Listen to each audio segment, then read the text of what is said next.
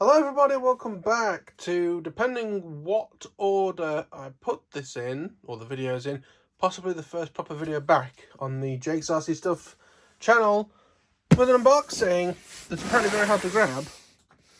A T1 Ranger. It's been on the shelf for a little while. When did I order this?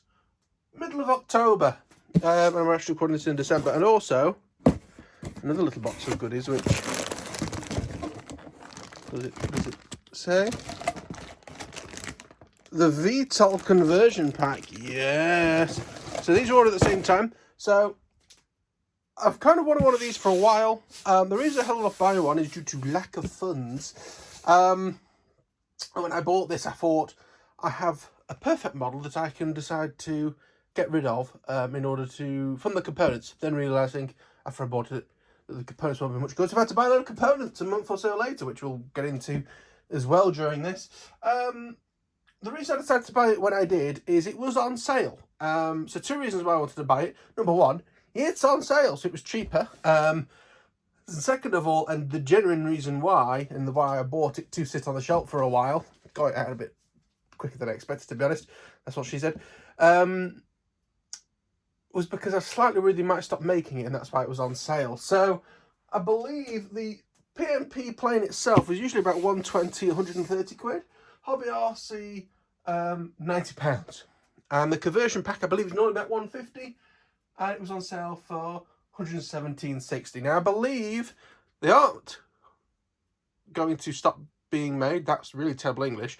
I believe it's not an end of line item. I believe what it actually is they've just put it on sale. They've brought out the T2 recently, which is giant, and I've got too many twins about that size. I don't have a twin about this size, and obviously it's going to be very different in the fact that it's going to have a VTOL. So yeah, let's have a look at it. I have had this out of the box already for the simple fact that, one, I was interested. I just spent a load of money and wanted to see my new toy. And also, because I was planning on sticking it on the shelf for a while, I wanted to make sure that it wasn't like broken or missing anything. So we'll open the box. And first things first, you get a box in a box. So there we are, Heewing T1, there we are. Let's open the box, and inside the second box you get more boxes. 1, 2, and I believe there's a number 3 underneath, so let's get those out. There's number 1, number 2. You also get a lovely sheet of stickers, which, because iPhone cameras have got worse since the iPhone 11 was it that I had, they're very flashy. If you look at anything slightly reflective, you may have seen it already because there was a white label in the frame. It's a bit of a nightmare when you're working on white phone models, so at some point this year I might have to actually buy another camera, which I'm not that impressed about. So that's the box empty. We do get a box 3, but let's start at the start. We'll open box number 1, open at the end, and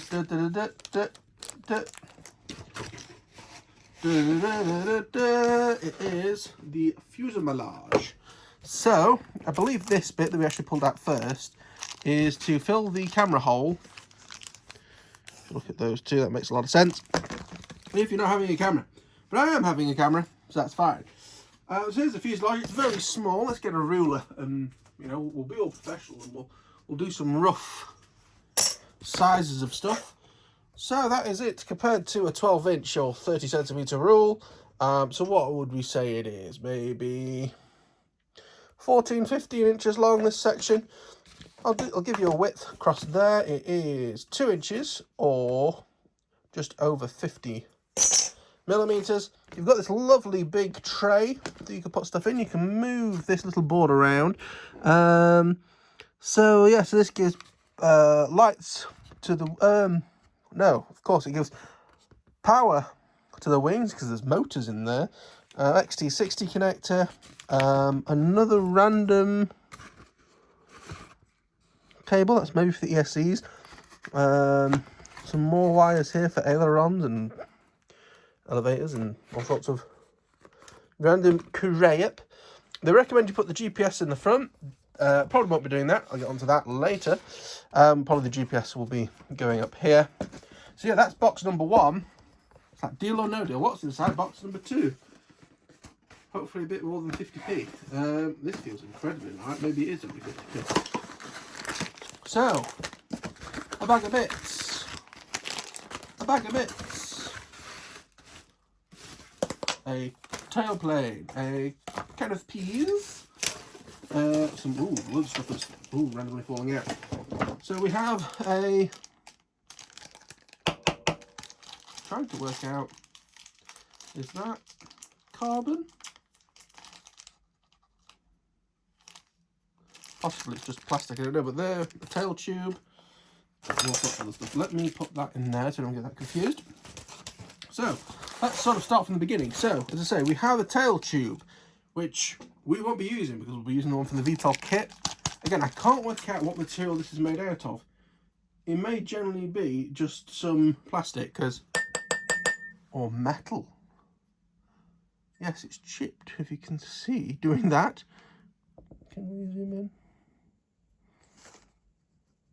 Zoom in, you can see where it's chipped, and that looks very metally. So yes, I think that's metal, and it does ring a bell that it is metal, because I think that's the whole reason you get another one of the VTOL kit, to try and save a bit of weight from that metal one. So, we also have a canopy. Now, if I try and fit that to the fuselage, you can see we're going to have like a second canopy section. So, okay. We have got in here a random assortment of crap. So I'm going to presume they're for the motors because they're 2 round things. Some sort of motor mount plastic things, possibly. Wait, are these wheels? They almost look... Does this come with wheels? Or can you put wheels on it? Because they could possibly be like tyres, and then there'd be the centres, and there's a skid. There's a couple of... Oh, wait, hang on. I'm slightly fascinated by this. There's some screws. There is a plastic thing under here. Oh my god, it's wheels. I did not expect this. So they go in there like that. They go on there like that somehow. I think that's what the screws are for. And then we have wheels, which I probably won't be using because obviously I'm going to be VTOLing it instead of actually landing it. But that I find very funny. I like that. I know some people have 2 or 3 of these and they'll have them in different specs for doing different things. I can see why. There's already a lot that you can do with this model, shall we say. So, let me pop all that back in the bag because that is very funny. We've got the wing tube out the way, or the tail tube even. We've got the canopy out the way. We have another bag of crap. It's a shame they're not Ziploc. So, we've got covers. I presume these are for sort of covering up here. There's one for the GPS as well. It's a bit smaller. There's some more trays for you to be able to put stuff on these runners. It's just nice. There is a bit of plastic for use, I believe, as the canopy thing, although it looks very long. So maybe does that sort of clip into something in the wooden tray? No idea. Not found any instructions yet if there are any. A lovely anodized red sort of tail clamp nut, a Velcro strap, and all of your control holes that actually look quite nice for what they are. Let's see what else we've got. We've got the rear canopy section. So that will go on something like this. I'm not sure if there's magnets to hold that in or if you use a bit of tape. It does fit quite well. I would suggest possibly just a bit of tape with that if there isn't any magnets. And then to complete the look, let's just... molded really nice, no damage, but it was in like 3 boxes. So yeah, that's how that top piece would look. We've got our tailplane, immediate negative point. It does look like a very, very cheap servo. It's all plastic gears by the looks of it. Sounds all right, to be fair to it. Pre-cut elevator. Just need to wheel it back and forth a bit to free it up. Cable looks like it's designed to go straight down the tube. It doesn't connect at the end or anything. And then there's just like a screw to hold it together. Does look kind of like if you've ever been in a Dell laptop, which I know is a weird reference. Does look as if it's marked whatever screws you use wherever. If that makes any sense. What I'm going to presume is a wing tube. Yeah, looks like a wing tube. And then we've got an Allen key, which isn't bent at 90 degrees by the looks of it. Is that just the back? No, that is 90 degrees. Some very cheap looking propellers and some screws. Probably won't use much of that again because of the VTOL stuff. And then we have a tail, which again looks like it screws from the bottom. Yeah, just click that in and screw. So, last but not least, we have box number 3. I keep thinking they're going to open like I'll sort of show you like this, almost like a pizza box, I guess is the easiest thing to say. I don't know, but they all slide up in the end. So these are the wings, and I know these have definitely been out. So if the bag is open, that is why. And here are the wings. What's slightly strange is there is like I'm not sure if you can see on the camera. You can a bit. There's like a band, which maybe that's a bit smoother for the stickers. Is the stickers that look like they'd go there? Possibly. So yeah, here's the wing. Here is the electric motor, which I can't remember if we replaced or not. We've got the connector for the wing and all the wiring for that. Pre-cut aileron again. It just needs the horn attaching. Servo is in. Again, unnamed, kind of crappy looking, to be brutally honest. So motors here with ESC under this cover. Wire up to that. Got a wire down to the light, which I believe in this form you can plug in and either turn on and off or plug into a flight controller. I think if you plug it into just your receiver, it'll just be on all the time, or you can make it flash and do different things. If I can retain that, I would like to, but it depends. I'm not going to bother getting the other wing out because, oh, I am. I've just literally just done it as I'm saying that. But yeah. So actually, the more I look at that, can you see you've got another sort of flat piece there? And that is the perfect size for a T1 Ranger sticker. I think that's what they're for. Whenever you see the sort of smoother sections, it's for stickers. So that's interesting that they thought of that. The carbon tube seems to go more or less to the end of the wing. I can confirm it's until at least there. That's good. Yeah, it ends, I believe, around where the aileron is, which isn't a great thing, because obviously you've only got that amount of wing. If they'd have extended it an extra 10 mil to here, you'd have had a load more rigidity. But never mind, I'm sure it'll be fine. To be fair, I think if with this type of foam, because it is that dense moulded EPP, by the time you're breaking wingtips off, there's going to be a lot more wrong with it. So we'll scatter all that crap to the side, because we've had planes on the channel before. What we haven't had is a VTOL, especially when it all just comes in a bag. Another thing that's slightly strange is how faded this sticker is, if you compare it to that. So I'm not sure if it's been sort of lobbed in the window. To be fair, it's a bag of stuff. I don't blame you if you just lobbed it near a window. So what have we got? We've got an 80 mil or a motor with an 80 mil cable. Have we got any other motors? We have a motor with a 250 mil cable. So yes, the motors that are on there are going to be replaced. And these are the issues that I mean. If I point at the camera, it's not going to do it. What if I put more in the camera? Occasionally the screen sort of flickers.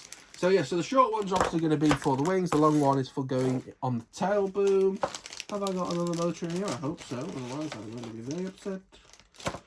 There we are. That's the other short motor. We've got a tilting servo. Hopefully we've got another one. Yes, we do. So that's two tilting servos even. So that is for the motors on the wings to tilt them forward and back. We have two connectors of randomness. Don't know what they're for. We've got some sort of motor extensions. There's 4 of them, which is a very strange amount. And some bullets. Okay. We have a 25 amp speed controller. I presume that's for the tail one, because I don't believe we've got any others. We've got rear motor mount, so that's the thing that's going to attach to the wing tube, which is here. And this one, just good job I dropped the one that we don't need. That's definitely metal, as you can hear by that sound. Can't feel much difference, to be honest. But this is a carbon fibre tail boom. Maybe when I've got it out of the package, it'll feel a bit different. Oh, it's very nice. And it's got the hole for the wires to get in. And it also looks a bit longer. Maybe slightly heavier, but that might be just the fact that I know it should be. To be honest with you, the way about so have I got some scales in here that are easy to grab? Have I? No. I can't be asked to go and get any. You'll have to believe me. I'm sure somebody else will have weighed the 2 differences. But yeah, we're not going to be using the metal one, which is because that's the one I dropped on the floor. Other bits, we have got some tilting servo parts. Again, out of plastic. Maybe it'd be a good idea to order some more of the plastic parts, just in case they break. It'd be annoying if a whole model gets downed because a servo pack's in or whatever, you know. I could see, if you're someone who really likes your T1, buying another VTOL conversion kit just for the spares. And last but not least, we have got different propellers. A pack of 4 from Gemfan. What's the motors got on them? Have the motors got anything on them? What worries me, again, because I always think about what happens when this hits the floor. Okay, so it looks as if just 4 screws, bolt them on. So there might be some other props you can use, but I think it may be a good idea to order some more of them. Again, it is the type of thing that probably by the time you're breaking props with a VTOL, it's probably a lot more damaged than just that. So that's all that. So I told you the prices for that. I can put it on the side. If it's of any use, there's Hobby RC code. Not sure if it's been used or not yet. And then in another box, which I'm not going to show you because it has my address on it, we have got all of the electronics that I ended up buying. I'm just going to fire into my laptop so that I can get the order up. And we can see the details. So yeah, this was ordered the next month, just after payday. What a surprise. So, for 50... Oh, hang on. The most important thing of ordering from Hobby RC. The sweet. So, here are all our bits. So, to begin with, the most expensive bit. Yes, at £52.85 is the F405 VTOL flight controller. I was going to put in... Well, I'll tell you now. The Dart 250 is going in the bin. So I was going to use a lot of the equipment out of it, but I decided that because it's a small flight controller, it's a bit of a problem. Also, I think that might be a 435 or not a 405 anyway, like a 437 or something, which are apparently not going to be suitable in the next iNav. So that's basically going to be thrown in the bin. Thanks for that. I know why they're doing it. It's low on memory, and again, I'm very sorry for the flickering. But yeah, a bit of a pain in the arse when that's, you know, 30 quid down the drain and you're having to buy another 30, 40 odd quid for a F405. What's more annoying is the big F405 wings, I sold a couple of, because I was using the smaller ones and needed a bit of cash back. They could have actually been useful. So yeah, that's the F405 VTOL. I got the VTOL one just because it has more outputs. Oh, and also, you know, it's designed for VTOL. The Maytech wiring diagrams probably could help us with that. We've also got 4 £38.20 an airspeed sensor. Now, some of the VTOL videos that I watched, it was required, and with others it wasn't. So I've bought this to kind of have a play with. If it's not really usable on this, I can always install it on something else. But yeah, it's a digital airspeed sensor. I'll tell you what, let's crack some of these open. Let's be adventurous. Let me grab a pair of scissors and immediately drop them near your bare feet. That's a really sensible idea. I'm having an absolute brilliant nightmare today. I dropped the water tank from the coffee maker and broke that earlier. But luckily, it's just about survived enough that I could get a coffee out of it, which I've left in the other room, which I will go and get. So let me crack these open and get my drink, and back in a sec. Right, we have coffee in a still festive mug, because I am a festive mug, and it is the 29th of December as I'm recording this. I've cracked this open. I'm going to crack the other one open like an idiot, so we'll try and not kill myself with a pair of scissors on that in a sec. But, ooh, there it is.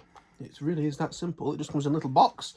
Crack open the box. We've got the pitot tube, or at least the...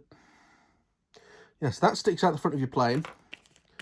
And then this is the tube that you cut in half and run to this little tiny thing, which I'm desperately trying not to drop, but I am a clumsy oaf even. So, yes, so 2 tubes go on there. I don't know which go to which. I haven't looked into that yet. Cable out the back, and I think you can also solder it if it all goes pear-shaped. You do get the cable in the box. So yeah, that's a pitot tube. Never had one on a plane before, but that's not... I've never had a digital one with the Maytag stuff. I've had them on FY40 ones when I used to use them a lot. And some of them may be appearing on the channel as I move through models to either repair them, replace them, put them on new radios, whatever. So yeah, there's your airspeed sensor, and as I said, that was £38 and 20 pence. While we're here, desperately trying not to track the wire. Why won't you go in? Look, that's sideways. Being very delicate with that. Watch me now throw it on the floor. Go back in the box. The box for those isn't on the table because it's got my address on it. Not sure if I said that. So it is. Just chop the near the end off. You can get into it a bit easier.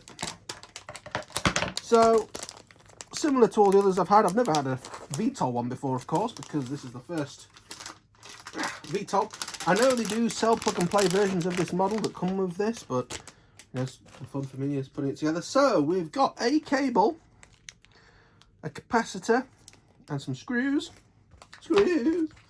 We've got the actual flight controller itself as well. So, we've also got, of course, the pins to solder on. What is exciting, got plenty of them kicking about, spare from other boards, because I'm fairly sure they just give you the same in every one. So, similar to the F765 or whatever went in the White Shark. So, main sort of board here, and then you've got this sort of power distribution board thing underneath, which I'm not sure if we'll actually use because we have got the setup in here. I can always take it out and desolder it if needed. 2 to 6S, 5 volt, 3 amps. So it's also a Beck.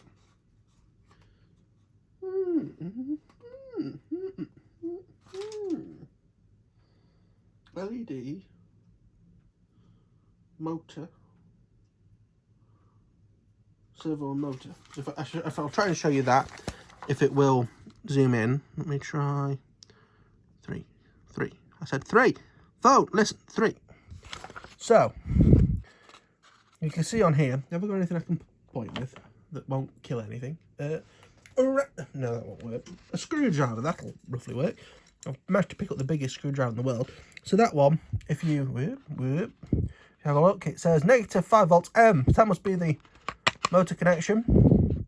And that's where they wire out to this plug on this side.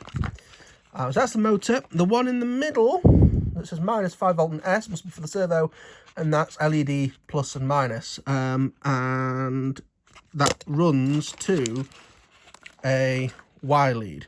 So I believe what those 2 random cables for, these 2, let me zoom in a little bit. I believe that replaces this Y lead so that you can independently control the tilt servos, which is probably a good idea instead of using a Y lead. Y lead for the LEDs is fine, but the Y lead for something quite critical to the way your plane flies isn't. How does that look on these things? Oh my god, it's... Oh, no. I was about to say, it's like it's paid for it, but it isn't. What about that way around? No, the holes still don't line up. So, I can still mount it to that board if needed. or I could put a tray in, or whatever. We can sort that. That's not a problem.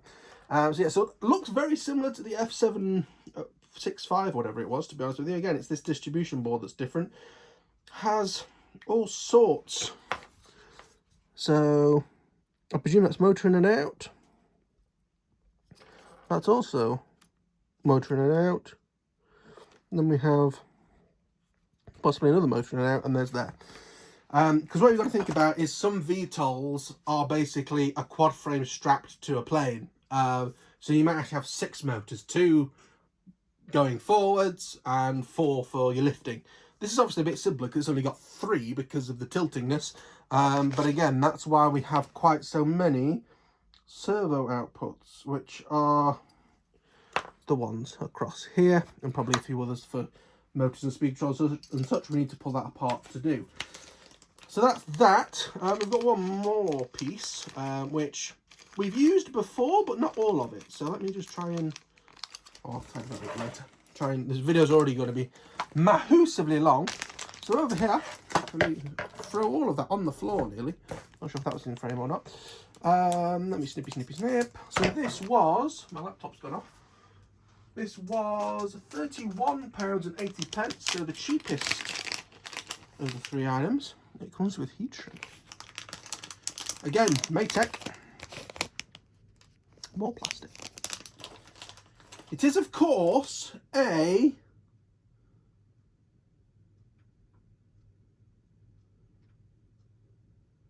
I'll explain in a minute when I've stopped. It is a little tiny GPS and compass. Now, to compare that to something you may have seen roughly before. Everyone's sort of seen a mini quad motor. That's roughly the size of it. So it's very, very small. That is, does it say? An 1806 motor. So that's even smaller than 22s that people are used to. So really, really tiny. The reason why I stopped earlier is it has 2 connectors. And I thought, is one for GPS and one for compass? That's a little weird. Usually they come out of one spot. They may split to 2. But I think the idea is it just makes life easier for you. So let's say, for example, I want to put it in the back of here. So actually, it's not too bad. But let's say I wanted to put it in the front. So you've got 2 holes here to strap it down with. And obviously that looks a bit comedic in there. But the cable is at the back. Now, you've got the arrow at the front for the compass. You can see that arrow there. So that wants to face the front. But with this one, you'd use the rear connector, obviously. But let's say you wanted it in the back. Well, it's got a connector on the front of it as well. So the connector would come out the front, as opposed to here, as I say, it would come out the back. But the GPS doesn't have to twist around. Now, I'm sure in iNav or in the other one, Autopilot, there will be somewhere where you can set the compasses 180 degrees to where it should be.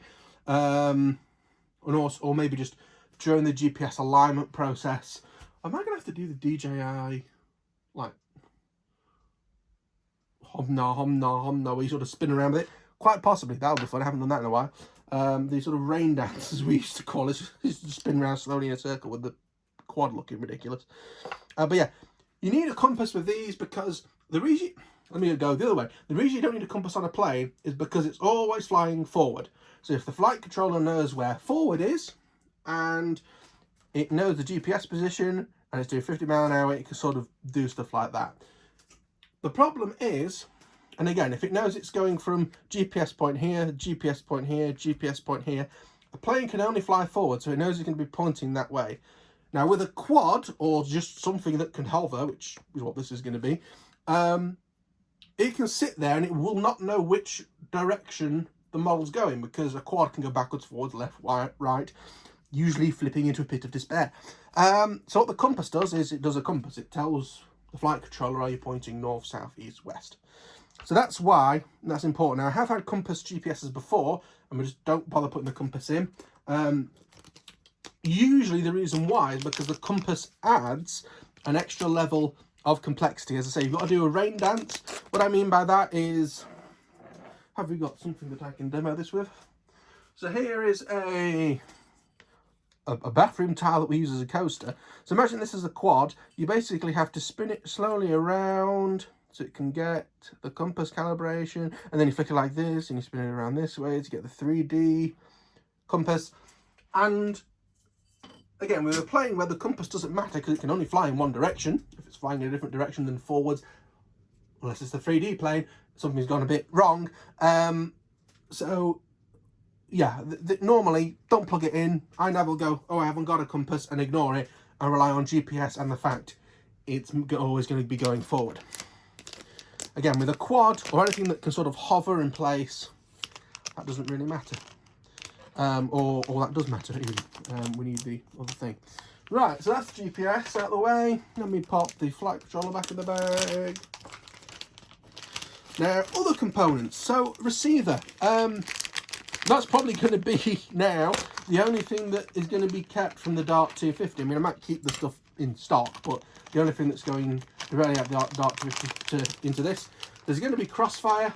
If you're asking why not Express LRS, I don't have it. I bought Crossfire. Really happy with Crossfire because it just works. You bind it, it then updates itself, and away you go. You know, compared to iron, everything nowadays needs plugging in. You know, your radios need plugging in to update. Your flight controllers need plugging in to update. Your goggles need plugging in to update if you're HD FPV. And yeah, and I was originally going to put the system out of the Dart 250, whatever the FPV system is in that. In this, it'll be about the same sort of size and quality for the plane that it is. It'll do decent range. I did try and configure that Dart 250 for decent range. Let's have a sip. I had a nightmare. I'm not sure if I said I dropped the tank. Just enough to make 2 before the split was. So I've made myself this large drink. Now I'm going to slightly spoil what might be the next video, but I'm not having that because I have this. And I'll always get away, and we'll talk about that stuff in a new video. But yes, I finally upgraded. Many thanks to my parents for the purchase of the goggles. And that was actually purchased by my girlfriend's dad, that camera system. So thanks to them as well. But other than the camera system, everything I have bought with my own money. Yeah. So that's it. That's the unboxing. That's all the equipment. Again, the only thing that isn't on this bench is the Crossfire receiver. But you've all seen what they look like. The little tiny postage stamp with an aerial sticking out of it. To go on, the reason why I don't use Express LRS or whatever it's called, I don't have it. I'm very happy with Crossfire. I've already got Easy UHF stuff because I can't afford to replace all of that. I do have the odd receiver. I did ask somewhere, can you use that with the HD stuff? Someone said, oh, it'll be jam, you know, it'll just jam things and have issues. And some other person said they use Dragon Link fine. So, yeah, so we're one on either side of the thing. But if the HD system uses 5.8, and I've flown 433 with 5.8 before, it's been fine. We'll see in America or whatever. So yes, I've got a load of crap to clear up to put back in the box. Build starting soon, hopefully. I'm not sure exactly when this is going to come out, because I want to make sure I've got a few videos in the pipeline, so I don't do like 2 over 2 weeks and then stop. You know, if I'm struggling for videos, I can do them every couple of weeks instead. I don't want to have a great big long hiatus like we did last year. But yeah, that's the unboxing of the Heewing T1, the VTOL kit, and all the equipment that's going to go in it. And once I finish my coffee, I'm going to have this lovely Hobby RC suite. So yeah, everything came from Hobby RC, not sponsored, pay my own money. They do have the 5% thing. I've shown you the only one that I've got at the minute. The only thing that wasn't actually from Hobby RC is that camera, and that was from Unmanned Tech. And when I do the video on that stuff, I'll explain why. But yeah, that's the T1, build starting soon. No instructions, not even a little business card. I think the least they could do is have a business card with the link to where to get the instructions from, especially considering that for a plug and play model, obviously I'm going to be doing a lot of unplugging and plugging back in of this stuff. But I know Penner 360 and people like that have done videos. In terms of what I'm going to do software wise, let's pick something. So there's Arduplane. I have, or Arduplane Q or whatever it is for the VTOL stuff. I've never played with Arduplane, and it looks like Excel, and I'm quite good at Excel. You know, because in Arduplane you've got to put all the stuff in the boxes. It's not very user friendly, and I used to think iNav wasn't. And then I saw Arduplane and went, okay, retracted. But in iNav 7 they have started doing VTOL. The only problem is there isn't a Painless 360 tutorial on it. When I first started with iNav, I had nightmares following different tutorials. Yeah, every tutorial I've ever watched from Painless 360 has pretty much always worked. And that's the reason why I usually recommend them and advise you guys to follow on with that video. And I just give commentary on where I've got up to, instead of just rehashing what he's telling you to do, because he can do a lot better than me. Currently, anything to do with VTOLs is done with Arduplane. He hasn't done anything with iNav yet. So I guess I'll just sort of build it. I can always put iNav on this just to test the gyros and everything, make sure it's all right. And then once it's built and it is software programming time, I can sort of decide where I'm going. Another thing that's incredibly hard to find out about these, what battery to use, especially with VTOL. Essentially 4-cell anything. I'm going to probably use a 4-cell 2200. I haven't been very successful with life batteries. And to be honest with you, I'm not someone that wants to fly for 4 hours. And especially now Hobby King are back, and we can start getting things such as these back. The 8000 multi-star. I mean, that's a little bit big for that one. But you know, it will work. We've also done the serializing system, so we now have a database of all our batteries. That's what the numbers for there, and that's stored because it's winter and they're on storage charge. We're going to be doing a lot more storage charging after some of the issues we've had with batteries at the end of last year. But I'm really excited. A mixture of this, the new FPV goggles, and a few other things I've got planned are really exciting. This won't be the only build that we're doing. We're going to be doing stuff. We're going to be doing sort of general maintenance stuff and shifting stuff off of radios. Still got all that to do. Going to be doing another build because of the Walks Now stuff. That's all coming soon. But this has been far too long. But hopefully I've sort of kept rambling and it's actually full of useful stuff as opposed to it just being a load of silence. We'll see what I head to, if I do much anything to it at all. But yeah, thank you for watching. Please like, please subscribe. As I say, I'm back. I want to carry on with this stuff. If you have any questions or feedback or anything like that, feel free to leave it in the comments. I'm not sure whether it's the AirPod that I have in my ear. Luckily it's a brand new AirPod. Or the phone that's recorded this, so hopefully the sound's alright. You'll be able to tell basically if you see me moving around the desk and the audio doesn't change. It's AirPod. If it's you can tell that I'm moving around the desk, it's on the iPhone microphone. But anyway, let me get all this packed up and then I'm going to do the video on the lovely Walks Now stuff. So yeah, see you all next week, hopefully, or the week after, or whatever. But I'll see you soon, and we'll certainly be a lot more regular than we were in 2023. So thank you for watching. Bye bye.